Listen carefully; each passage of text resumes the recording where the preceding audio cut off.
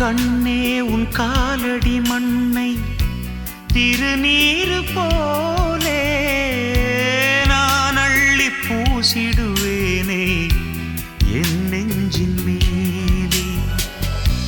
அன்பே என் ஆலயம் என்று உன் வாசல் தேடி அன்றாடம் நான் வருவேனே தேவாரம் பாடி.